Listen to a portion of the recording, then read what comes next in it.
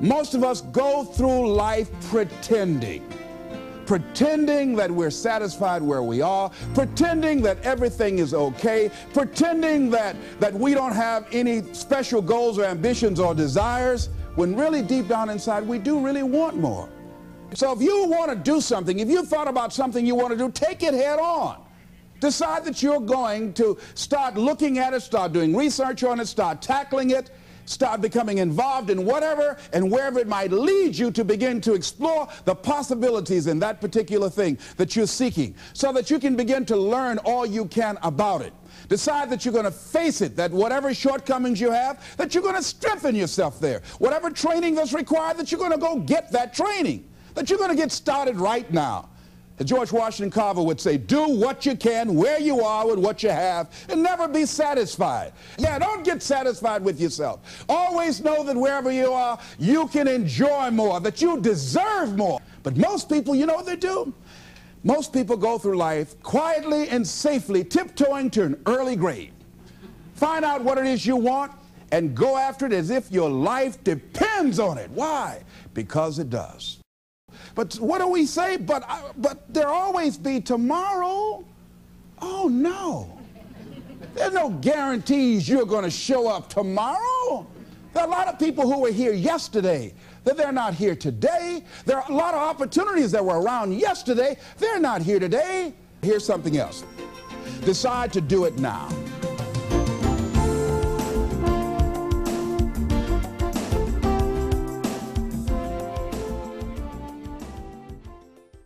As you look at where you want to go, and if you look at life as a race or look at it competitively, and I think really you should be competing with yourself, if you decide to work real hard at what you do, to master that, to learn everything you can about that, what you're doing, you'll beat 50% of people in life. A person who wants to be successful in business, who expects to be a top salesperson, you don't have to tell them to do certain things, to do follow-up and follow through, to have an attention to detail. They do that automatically. That comes with the territory. And so by the same token, before you step out into the arena and you know the competition is stiff, that you do your homework, you do your research, you get more than enough information so that you will have the tools, that you have the knowledge, you have the information, and you're properly armed so that you can take on any competitors. It really doesn't matter because you have done your work. You've been thorough, and you have left no rock unturned. See, we must be willing to provide a standard of quality of service beyond the expectations of our clients. In order to do that, that requires a great deal of preparation and attention to detail and research and listening and asking questions and caring enough to provide the very best that you can for them. And Whitney Young said, it's better to be prepared for an opportunity and not have one than to have an opportunity and not be prepared. As you have a larger vision of where you want to go and you see yourself there and you ask yourself the question, what kind of chief executive officer must I become? What kind of salesperson, what kind of marketing person, what type of manager, what type of supervisor must I become? What is it that I need to change about me? What areas of my skills, my leadership potential do I need to work on to strengthen myself? What knowledge, what training do I need right now that I don't have?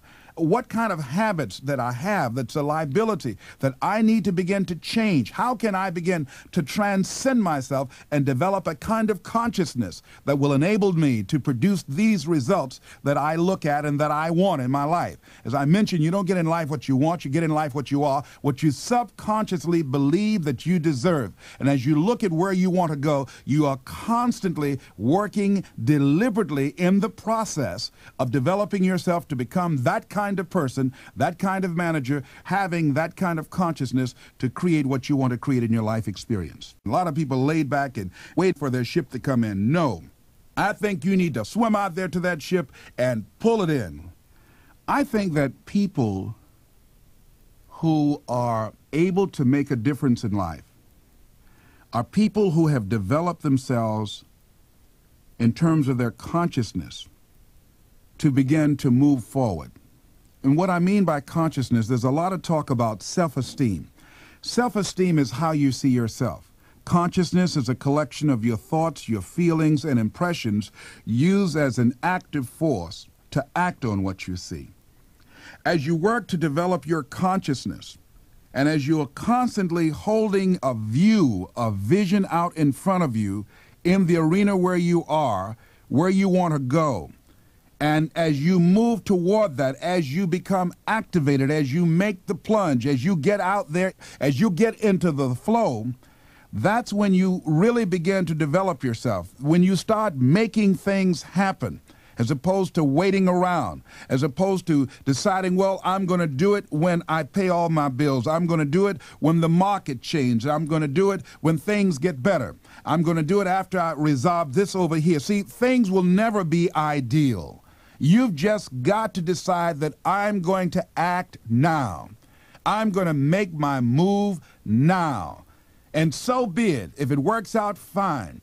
And most people go to their graves taking their ideas with them, not wanting to make any mistakes, not wanting to fail, not wanting to step on anybody's toes, not wanting to hurt anybody's feelings, wanting to be known as the nice guy or nice lady, not wanting to be perceived as being pushy.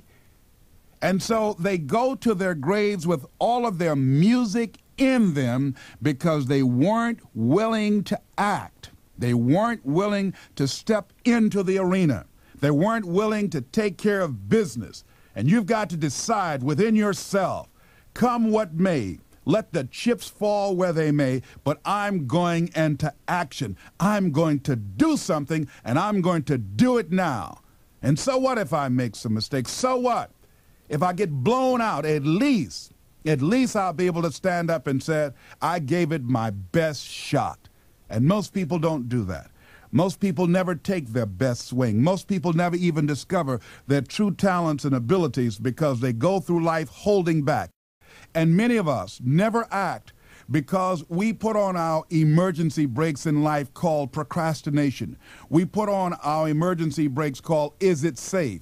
We put on our emergency brakes called, what will people say? Or, I don't have any money. Or, I would, but. I could, but, I woulda, shoulda, and oughta, and all of those things. And I say, get your butt out of the way and decide that you're going to take care of business right now. It's hard, it's good, and I'm going to do it.